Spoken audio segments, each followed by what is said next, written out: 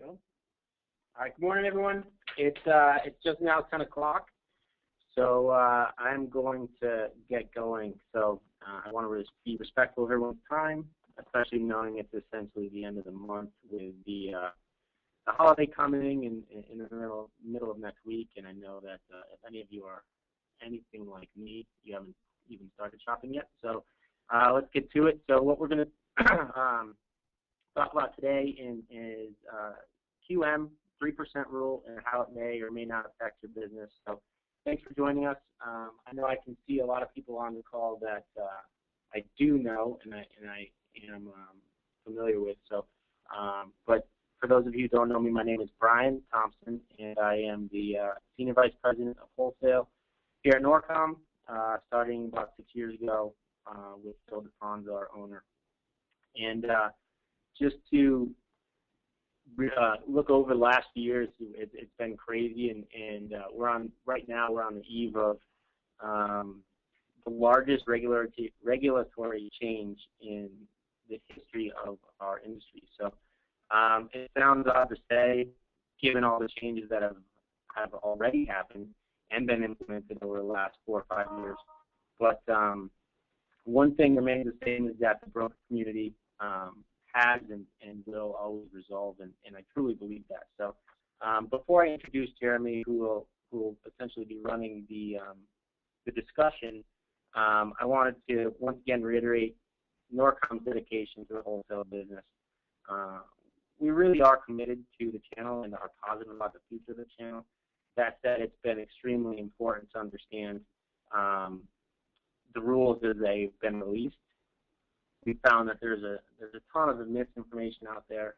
People are selling fear, and it makes it difficult to understand and to sort out things. But we hope to provide, some clarity in respect to the rules and what changes Norcom will be implementing due to those rules. Given that information that we're going to discuss and how it might impact you and your structure to your business, please know whatever you decide, whether it be continuing as a broker, deciding to look into branching opportunity, or if you intend on becoming mini correspondent or full correspondent, we're here for you as a partner. It's something that we can help with, and we're like I said before, we're dedicated to the wholesale channel, but we're also dedicated to keeping our current partners and growing with our partners. For those of you who have that intention in terms of either coming on board as a partner or a branch, I should say, or working with us as mini correspondent or going full correspondent at some point.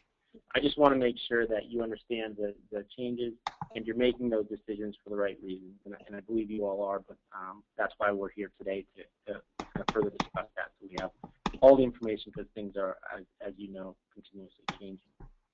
And if you do choose to change your structure for whatever reason and are looking for those opportunities, always contact your AE. They'll continue to be your AE, whichever channel you choose, but I need to emphasize, encourage you that you really do need to really evaluate the information before you make any changes. Again, it's a dynamic time for our industry, and so it's important now more than ever to understand the governing forces in our industry today and the rules they author, as they, they're going to shape our future for sure. So one little thing I wanted to mention with that in mind is doing whatever you can in terms of helping our industry. There's a couple different ways you can do it. One of them being the Mortgage Action Alliance. That's a grassroots effort by the Mortgage Bankers Association that allows you to have a voice to your state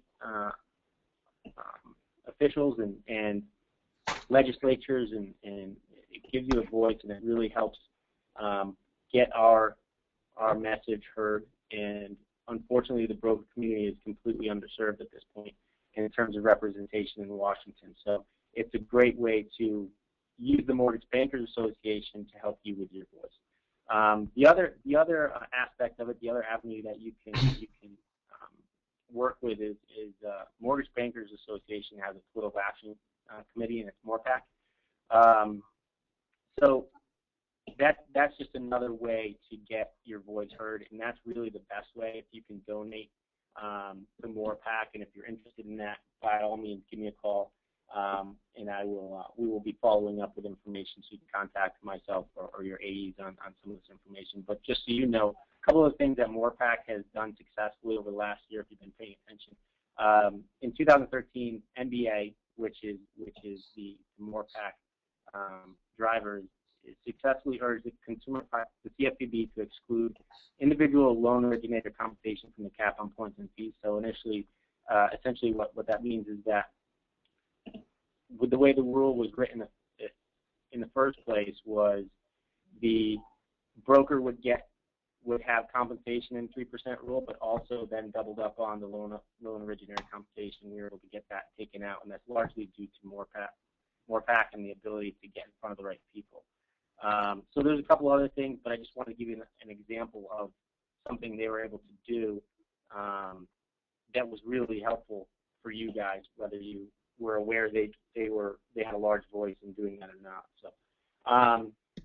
So now basically what I want to do is I just want to introduce Jeremy Potter.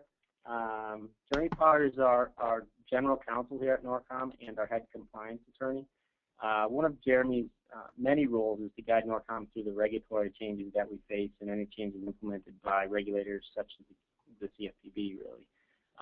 And more specifically, he is responsible for interpretation and implementation of those regulations set forth by CFPB, in general legal advice on NORCOM's internal practices, policies, as well as representing NORCOM on a number of industry panels, associations, and committees.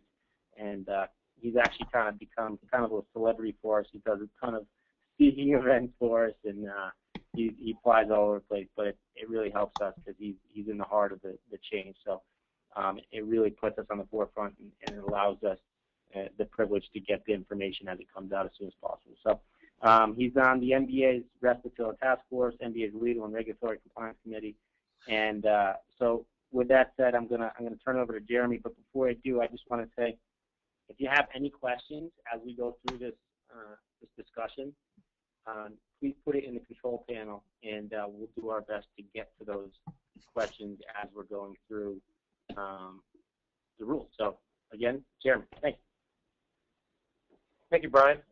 Thanks everybody for joining us this morning. I would say, if you don't mind, we do have an open line. So if you want to mute your phones just to make sure that there's no interference and that nobody inadvertently tells us something that they don't want the entire community to know, that's always a good thing to remember. So I'm hoping to look through both the CFPB QM and the FHA QM today. I'll do FHA QM. It's pretty basic, but it did just come out. We'll talk about that more towards the end.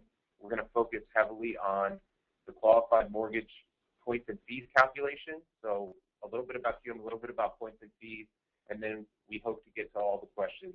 So I'll leave a lot of time for that. I'm going to jump right in with a brief QM discussion. You guys have heard this over and over for the past few months, and I know I don't want to belabor the things that have been the same since January. So if it came out in January and there haven't really been any amendments to it, we'll kind of breeze right through that and get down to the practical, logistical implications of some of the things we're seeing now.